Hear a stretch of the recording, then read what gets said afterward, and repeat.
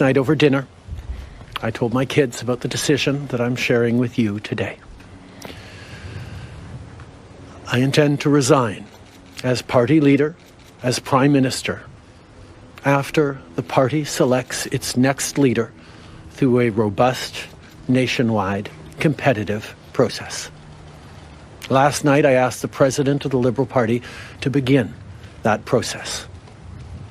This country deserves a real choice in the next election, and it has become clear to me that if I'm having to fight internal battles, I cannot be the best option in that election.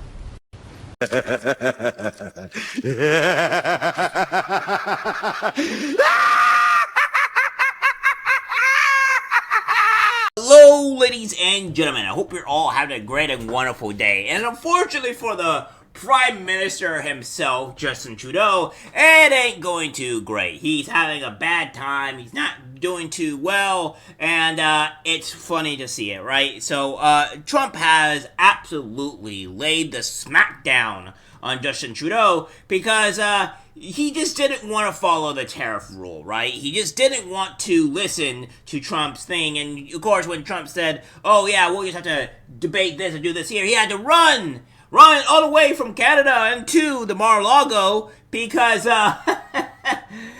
Trump is making Justin Trudeau make his bitty boy, right? So what we have here from Politico and from some other sites is saying Justin Trudeau poised to quit.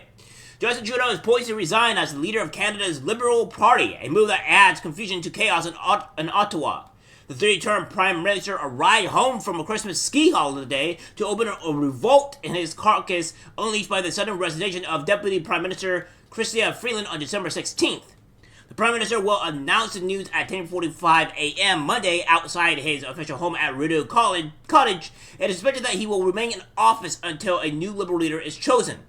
The resignation marks a dismissal finale for a political career that once saw Trudeau as a global celebrity nearly akin to forceful former President Barack Obama or decades before Justin Trudeau's father Pierre. Now, the thing is, I think he's a celebrity for technically all the wrong reasons and the bad reasons. I mean, when people were going against, the mandate and stuff like that and what have you, he shut down their bank accounts when they were protesting. So it's saying that you people do not have the right for self-defense and all that stuff there, right? So, I mean, at the end of the day, it's not like he was this great celebrity, even if he was poised as one, right? Because, for what I could tell, he was like the least free speech and least self-defense person I've ever seen. Well, outside of, the UK, because it's getting really bad over there. I don't really even know what that country is anymore. At this point, it might as well be a low ball in North Korea and like a middle ball with China, because their people don't have rights there anymore. You can get arrested for saying things online. Now, that's insanity to me, and I'll probably be doing a report on that later. But, Jesus, like, what is going on over there? Goes on to say that Trudeau's announcement unleashes a fear of domestic uncertainties amidst growing anxiety about Donald Trump's return to the White House. The president-elect has said that his day one to-do list includes slapping Canada with 25% tariffs. Finance Minister Dominic LeBlanc and Foreign Minister Melanie Joy traveled to Florida on December 27th to meet Commerce Secretary nominee Howard Lutnick and Interior Department nominee Doug Burgum, a follow-up to the late November dinner between the Prime Minister and Trump at Mar-a-Lago. While the news ends speculation about Trudeau's status after a year of churning discontent and creating opinion polls, debate is open on whether, like President Joe Biden, he's hobbled his party by botching his exit. Yeah, well, Joe Biden has botched his exit entirely, along with Kamala Harris, which is hilarious because she is now being forced to help Trump with his inauguration. So she's not having a good time. So yes, it ain't looking too great for Trudeau. And apparently there are things other that's going on as well. You have this here, government X is corrupt, saying Jagmeet Singh says Canadians are worried that Donald Trump will cost Canadians their jobs and make life less affordable. Sorry, Jagmeet, Canadians are far more worried about your ties to Canadian treatments than they are about Trump. Maybe it's you time to leave. And this is what this guy has to say here.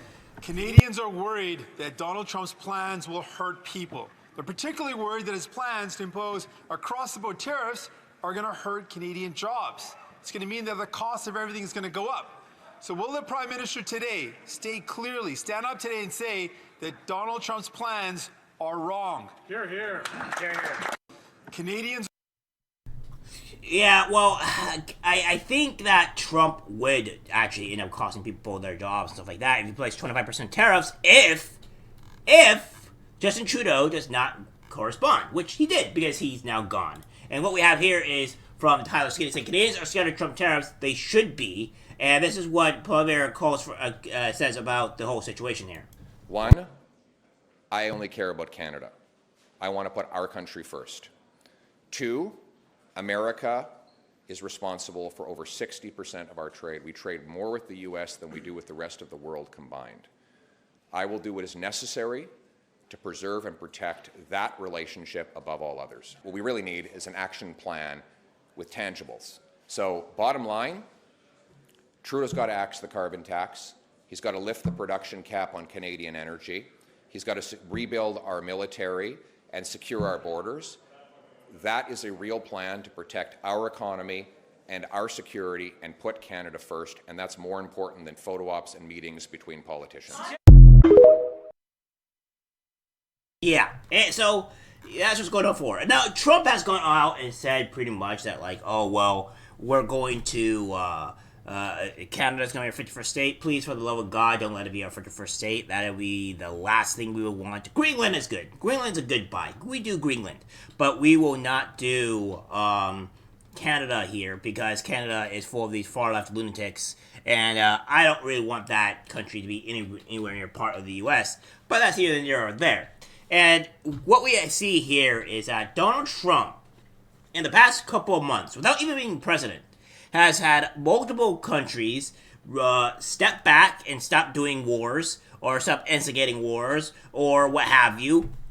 He has made the world really respond in kind. He has made the Canada president, or not Canada president, but the Mexico president back down on her big tough act, because Trump means business. And they don't have the power or the ability to stop a war or anything against the U.S., even if they wanted to. I mean, they're having problems fighting their own battles in Mexico, right? So it ain't going too great over there, and it's resounding, right? We see where this is going for Donald Trump. We see this where the moves that he's made without even being president, where they're being forced, where other countries are being forced to act in kind because they don't know what he's going to do. He's unpredictable. He could do literally anything that he's saying or not, but he is playing politics. He is playing a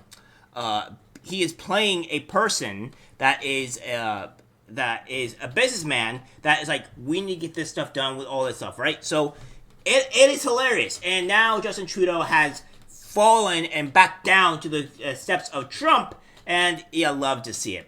All right, guys, that's it for the video. Subscribe, share. As always, take care, my friends. I'm disgusted by what I see in public. Even people closest to us can't be trusted, because it's algorithmic disease, the social media.